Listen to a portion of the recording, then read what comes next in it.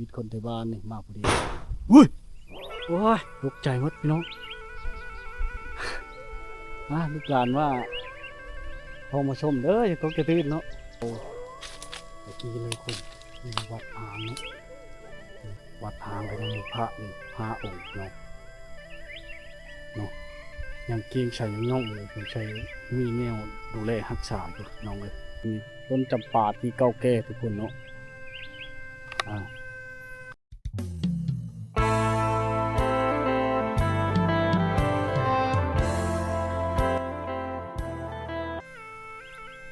ครับสบายดี FC ทุกคนนะ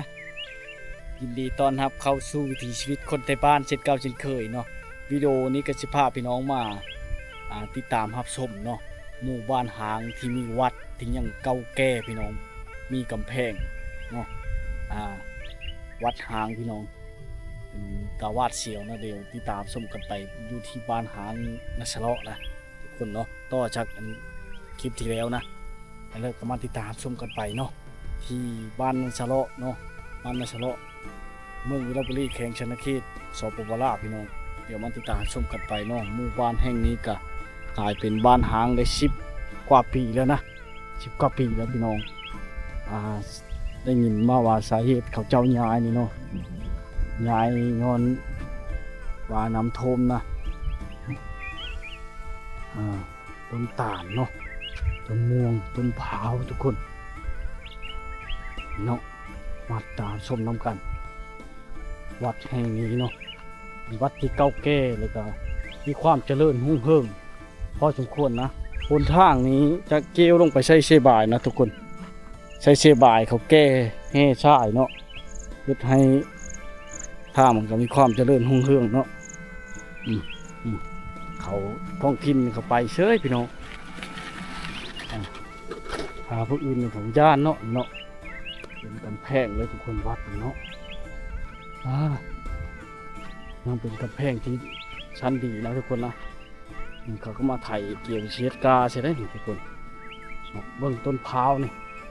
นี่ชลายอยู่พี่น้องกำแพงวัดยังนี่ไว้พี่น้องมาติดตามชมเนาะต้นโพต้นไห้ทุกคนถ้าติดขึ้นวิ่งไปเข้ามาใกล้เลยพี่น้องเลยเนาะ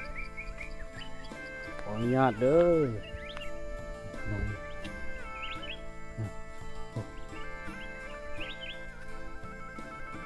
วัดหางเนาะวัดหางพี่น้องเลย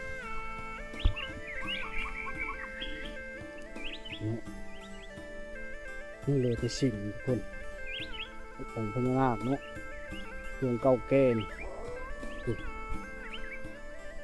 มองไทยวิธีคนไทยบ้านก็มากพอดีนะพวกมองไทยก็วิธีชีวิตคนไทยบ้านนี่มากพอดีอุ้ยว้ายตกใจหมดพี่น้องลูกหลานว่าพอมาชมเด้ออย่าตกใจตื่นเนาะ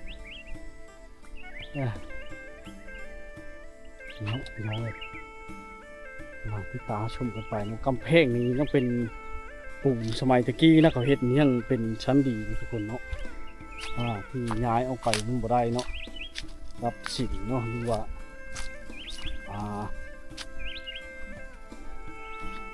สิ่งของอย่างต่างๆที่ย้ายบ่ได้นะทุกคนนะปะไว้เนาะองค์พญานาคองค์พญานาคอย่างต่างๆเนาะอะไรตกใจหมดทุกคนเพราะว่าไม้ตกนะคนนะเพราะมันอยู่ใกล้วัดหางเนาะวัดเก่าแก่เนาะมันมีภัยใส่ยู่เลยเนาะแต่ก็มีความจะเริ่มรุ่งเรืองในสมัยก่อนเนาะต้นจำปาไปดูนะพี่น้องมันขึ้นบนต้นตาลนี่เนาะโอ้ยสุดตายทั้งยืนเลยทุกคนบิดเนาะข้างวัดนี่ก็จะเป็นทุ่งนาเนาะจะเป็นทุ่งนานะทุกคนเนาะเนาะนี่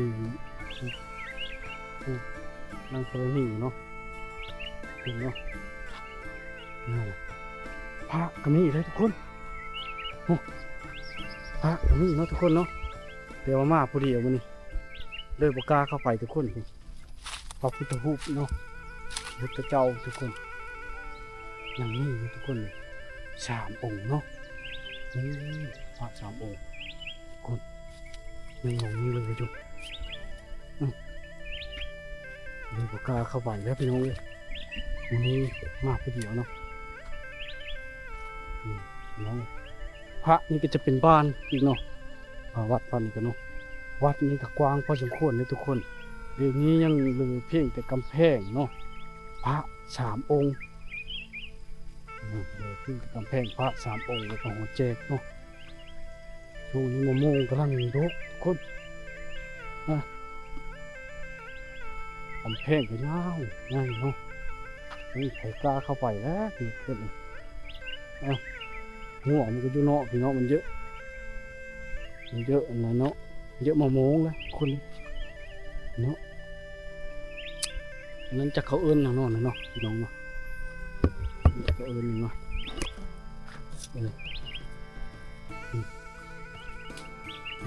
มะม่วงหลายแบบวัดเสียวนะทุกคนนะเนาะโอ้ต้นโพต้นไม้ทุกคนพระโอ้มาพระนี่เป็น4 องค์เลยทุกคน2 4 5 องค์เลยทุกคนเลยเนาะอยู่ในกุฏิบริชังเนาะหัวแจกบ่น้องเลยพระเป็นเนาะ5 องค์เลยทุกคนนี่คือ5 องค์เนาะ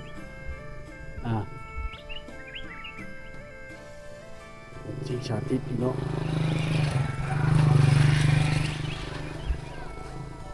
เอาเลยวัดเฉียวเนาะมากับคุณลูกวัดหางวัดเก่าแก่ผมชื่อวัดนี่อะไรเนาะเอาเลยจะมีเนาะคือว่ามีความเจริญรุ่งเรืองเนาะวัดแห่งนี้เนาะความเจริญรุ่งเรืองพอสมควรนะทุกคนนะเราไม่ไปกล้านอนหรอกพี่น้องมาเห็นกันเลยเนาะน่ากลัวมากคุณผู้ชมมีเสียงนกเนาะพาทุดงก็เห็นอยู่แล้วพี่น้องพากลุ่มกันเนาะเลยพี่น้อง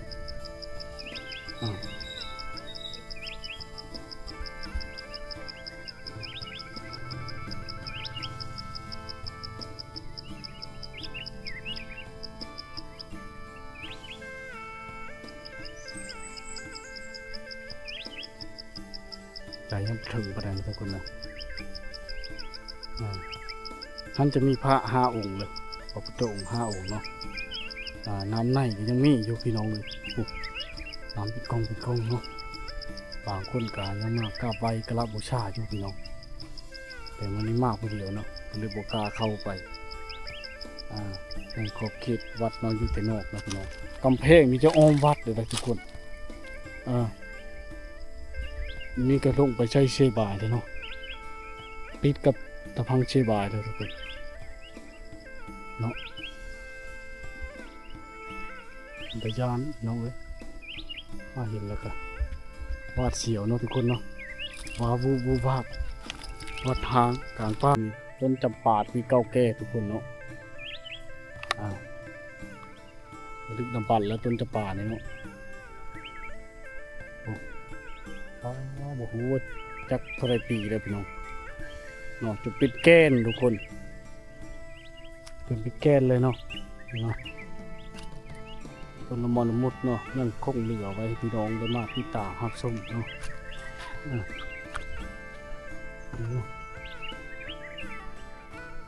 กลายเป็นเทียงหน้าเขาเลยพี่น้องเป็นเทียงหน้าเขาเนาะวางปูนน้ำพัดเนาะ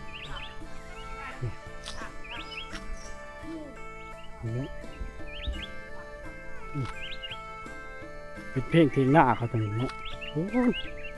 ไก่พี่น้องเสียดายดินกับมีความอุดมสมบูรณ์แต่มันก็สูงเนาะยังไง เหมาะกับการตั้งถิ่นฐานพี่น้องแต่ว่าเอามังเพื่อนมังชานไปเนาะมันสาเหตุของน้ำโทมนะพักคะพวกนิ้วพวกละมุดลำไยต้นพร้าวต้นโม่งเนาะต้นใหญ่ๆพี่น้องนี่เนาะกำแพงวัดกระมงล้นทุกคนเนาะวางเลยตกใจมั้ยเนาะเป็นพญานาคที่เก่าแก่ทุกคนเนาะต้นพร้าวก็เล่นชลายทุกคนตั้งใจแล้ววันนี้เข้าไปพี่น้องเนาะบรรยากาศเนี่ยเวอร์ว้าพี่น้องตกใจเลยมะม่วงล้นจะเนาะจนเลอะไปเลยเนี่ยใจความจะหายเนาะแต่พี่น้องกับมาให้มาหน้าใกล้ๆพี่น้องเลยตัดสินใจเข้ามาถ่ายทำให้พี่น้องได้เบิ่งได้ชมนะทุกคนนี่เป็นกุฏิพี่น้องกุฏิทุกคนพี่น้องอันนี้เป็นกุฏิเนาะโอ้มันน้ำเตาตะเก้านะยังหลงยังเหลืออยู่ทุกคนว่าตกใจน้ำเอามงล้นนะทุกคนเลยคนงานเด้อลูกหลานทายทำเนาะมาน้ำเตาตะกี้เลยคนมีวัดหางเนาะ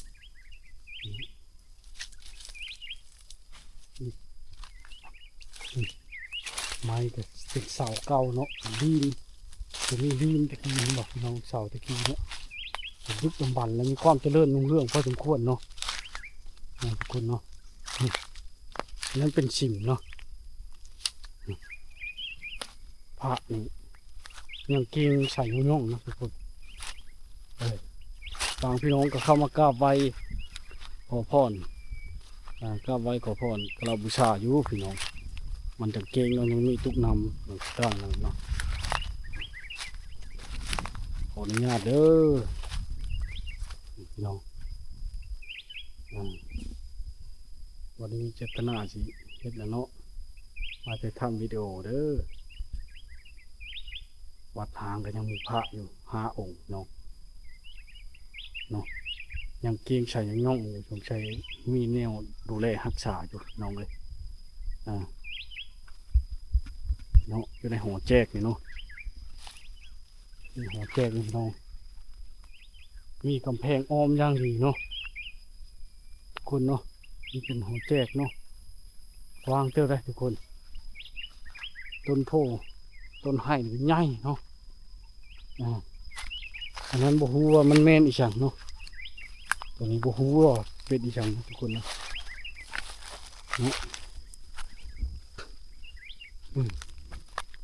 แล้วก็บ่หกบ่เฮอพี่น้องบ่เห็นว่าหญ้าจะขึ้นพอจุโคตรเนาะ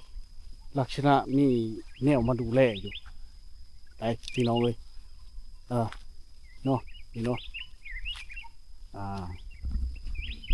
เข้ามากับเป็นแบบลังนี่มะนาวแตกยังเงือกพี่น้องแตกเงือกเนาะเพราะว่ามาผู้เดียวนะแต่กระจายสู้เนาะเพื่อให้พี่น้องมาติดตามรับชมเนาะวัดหางพี่น้องเก่าแก่10 กว่าปีแล้วเนาะที่ประชาชนเขาย้ายออกเนาะผู้นั้นก็อยู่บ่ได้ผู้นี้ก็อยู่บ่ได้ก็ย้ายออกไปเรื่อยๆพี่น้องย้ายจนมืดเนาะนี่แหละพี่น้องเลย